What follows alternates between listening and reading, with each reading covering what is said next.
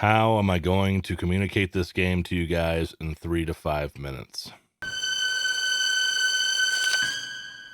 What's up, everybody? Denver Gamer back. Today we're taking a look at Illbleed for the Sega Dreamcast.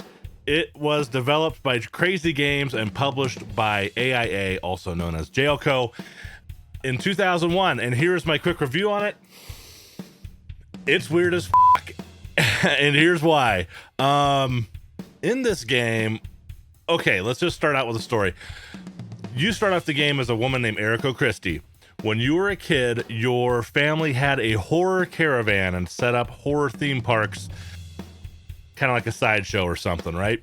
And your dad designed these horror contraptions, and he tested out every horror gag and trap on you as a little girl.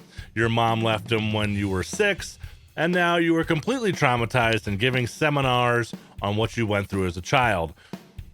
You walk out of your speech that you give for some sort of contest, I think, and you run into your 3 friends, Kevin, Randy, and Michelle.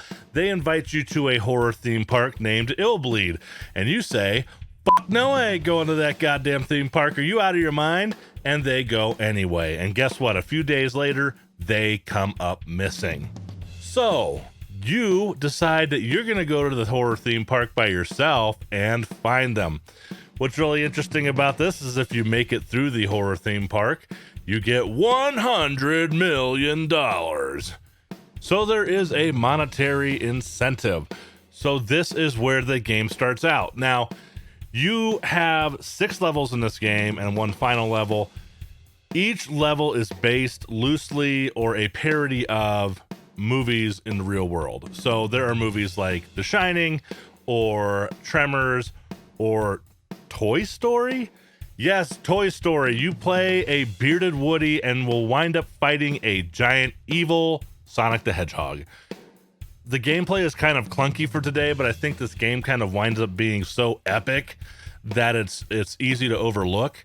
I would say the graphics hold up okay. I am kind of disappointed they didn't use mouth animations. They had that technology at the time, and they used it in their previous game, Blue Stinger, but they left it out for this game. I think it was a budget thing. The blood splatter still looks good. The music and sound, they're fine.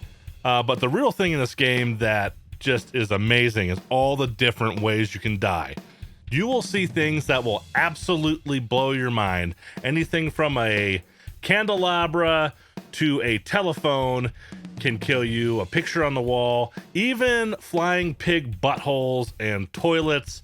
It is just so bizarre, all the different ways you can die. There are items you can pick up to help you discover the traps, and that's where the replayability factor comes in. I found this game to actually be really replayable. I wanted to go back and discover all the different traps and actually see all the different ways that Eriko could die. And, here's the thing about this game. Japanese developers take much higher risks, especially throughout gaming history. They have really pushed the envelope, and this is one of those games where they took a lot of risks. It didn't pay off at the time, but it wound up being a cult classic. And this is definitely a love it or hate it game, I would say. If you're not into that type of stuff, the kind of weird horror, then you're probably not going to like this game. I absolutely love this game because it's just so bizarre. I'm into that weird, bizarre kind of video game obscurities and oddities. Some of the things in this game that were kind of extras is there is a new game plus after you finish the game, and you can unlock secret endings, and there is a mini game you can unlock as well. I have yet to get footage of that, but it's a little 4-player game. So this game actually has a little 4-player mini game in it.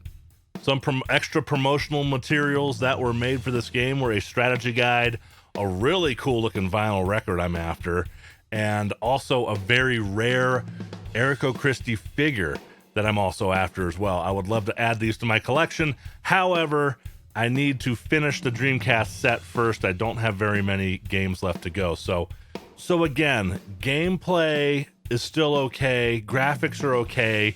But really, the reason I love this game so much is that it is such a risk taker and pushes the envelope on what a video game is and should be, and it tests new ideas, and unfortunately at the time, it did not pay off. All right, guys, we made it to the end. I'm going to say that this game is absolutely epic, and I'm also going to give it a what the fuck badge, because what the fuck? Thank you guys so much for watching. Like, comment, subscribe, and I will see you next video.